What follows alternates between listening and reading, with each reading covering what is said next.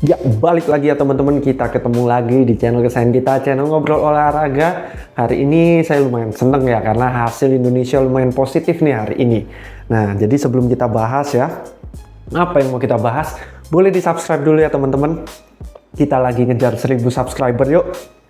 Dibantu melalui subscribe teman-teman, supaya lebih rame-rame lagi kita bisa ngobrolin olahraga. Boleh juga dimasukin di kolom komentar berbagai olahraga yang teman-teman tertarik untuk kita bahas, kita obrolin bareng.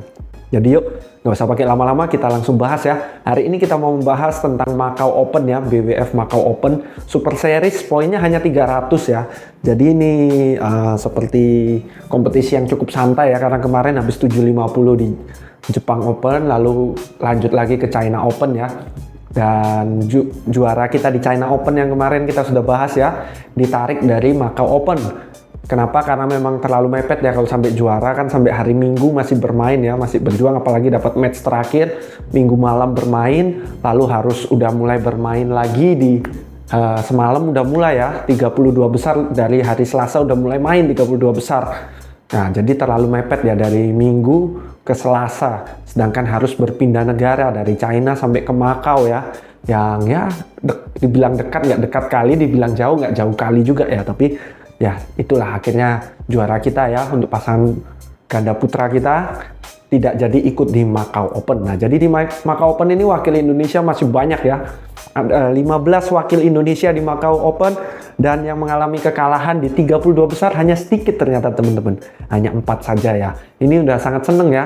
Saya sangat seneng, kenapa? Karena 4 yang kalah ini semuanya non unggulan. Jadi bagus. Biasa yang menyakitkan hati kalau nonton Indonesia di bulu tangkis itu ya, para unggulan di 32 besar gugur. Nah, itu gimana ya, udah gugur dibantai sama non unggulan lagi. Jadi nontonnya itu kayak, aduh ini unggulan 8, unggulan 4, unggulan kadang unggulan 2, 3 ya kan.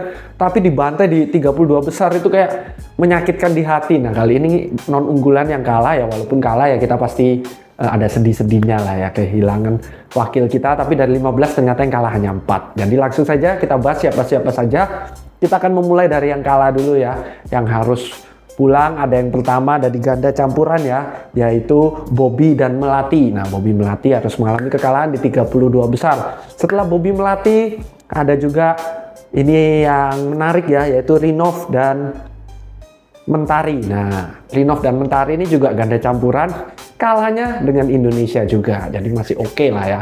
Bisa dibilang yang kalah nggak 4 ya, 3,5, karena yang satu menghadapi Indonesia. Jadi pasti otomatis salah satu dari Indonesia harus kalah ya kan.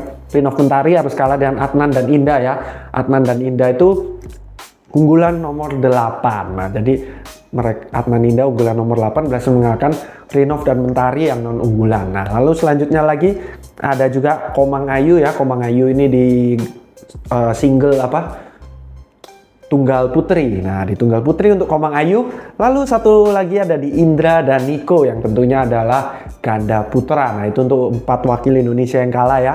Sekarang yang lolos berarti otomatis ada 11. Nah, kalau kita bahas 11-11-nya terlalu banyak. Jadi kita dengan singkat saja ya, kita bahas yang unggulan saja. Bahkan unggulan juga banyak ya untuk Indonesia. Kali ini unggulan Indonesia ada 7 ya, ada 7 yang mendapatkan nomor unggulan. Nah, kita sudah bahas 1 ya, di Adnan dan Indah yang mendapatkan unggulan nomor 8. Nah, jadi ada 6 lagi, 6-6-nya 7-7-nya ya, ke-7 unggulan lolos semua. Nah, jadi kita akan bahas dengan cepat ya teman-teman. Boleh perhatikan, nggak boleh ikuti juga ya, nanti jangan lupa nonton dong di 16 besar. Jadi yang lolos ada selain Adnan Indah, ada juga Rehan dan Gloria yang juga di ganda campuran. Rehan dan Gloria ada di unggulan nomor 4 ya teman-teman. Lalu kemudian ada juga Amri dan Nita.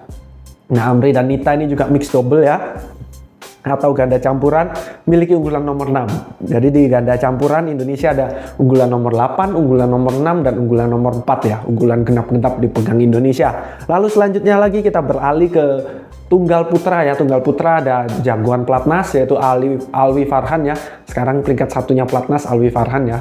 Nah, itu memegang di unggulan nomor 5 kali ini ya. Ini kelas yang sangat cocok untuk Alwi ya, di 300 Super Series 300 ini ya. Jadi harapan kita kalau bisa di sinilah Alwi mulai bersinar ya, karena Alwi ini harapan banyak orang ya, banyak yang bilang ganteng juga ya. terus tingginya juga lumayan ya kan. Lalu masih muda juga, masih umur 19 tahun. Nah, jadi yuk kita dukung ya. Semoga di Super 300 ini bisa mendapatkan juara. Kemarin dia berhasil memberikan kejutan ya, di Sudirman langsung naik namanya ya, karena bisa mengalahkan Antonsen dan juga Vititsan ya, dimana Vititsan sekarang peringkat 1 dunia, dan Antonsen waktu dikalahkan oleh Alwi itu peringkat 3 dunia. Jadi Alwi ini sangat berbakat ya, umur 19 tahun udah membantai-bantai peringkat atas.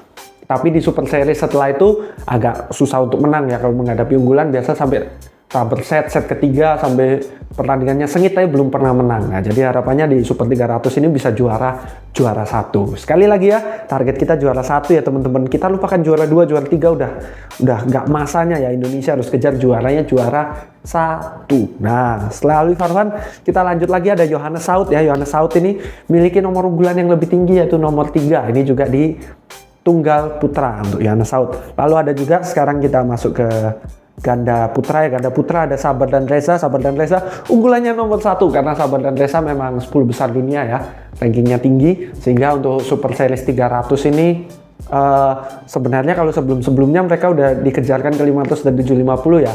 Tapi seperti yang disampaikan oleh bagian prestasi PBSI, Ingyan ya, memang banyak yang diturunkan levelnya mengikuti Super Series yang poinnya mungkin agak rendah, tapi targetnya seperti yang kita bilang ya, juara 1. Nggak diterima lagi namanya cuma masuk final, juara 2, masuk semifinal ya kan, juara berapa nggak diterima, cuma juara 1 yang dikejar. Nah, jadi makanya banyak sekali unggulan Indonesia di Super Series 300 karena memang PBSI memfokuskan mental juara 1-nya ini harus ada gitu. Jangan sampai mental semifinal, mental quarter final nempel ke atlet-atlet bulu tangkis Indonesia. Lalu yang terakhir ada juga ini di ganda putri ya. Nah, ini di nomor ganda putri ada Melisa dan juga Rachel yang mendapatkan nomor unggulan ke-8. Nah, jadi unggulan Indonesia ada sangat banyak ya. Kembali lagi, kita kemarin sudah sempat bahas sedikit ya tentang Macau Open ini. Kita punya target. Nah, ini target, betul-betul target ya, untuk Indonesia mendapatkan 2 gelar juara 1. 2 aja ya, nggak susah. Untuk Super 300 dengan unggulan yang ada 7 unggulan di 16 besar ini ya, mendapatkan 2 gelar juara 1 itu nggak mustahil, nggak berat, bahkan 3 pun mungkin bisa. Tapi kita masukkan 2 saja ya. Target kita teman-teman, yuk kita doakan. Kita yakini seperti kemarin ya, kalau Indonesia sudah mendoakan, fans bulu tangkis sudah mendoakan, pasti terjadi. Kenapa? Karena Indonesia penduduknya banyak, agamanya bermacam-macam lagi. Jadi semua agama mendoakan berbagai macam agama ya kan. Melalui berbagai macam agama banyak pula orangnya, pasti bisa ya kan. Jadi yuk kita doakan agar Indonesia mendapatkan 2 atau lebih ya. Jangan lupa waktu doa jangan dibilang 2, nanti siapa tahu dapat 3, 4, 5 ya kan. 2 atau lebih juara 1 di kompetisi Macau Open. Sekian aja update kita, cukup singkat ya untuk Macau Open. Banyak yang kita bahas nanti di 16 besar besok ya. Jangan lupa teman-teman boleh nonton, berikan dukungan yang terbaik. Semoga Indonesia bisa mendapatkan juara 1 di 2 nomor berbeda di Macau Open. Sekian aja update hari ini, sampai jumpa di update-update selanjutnya.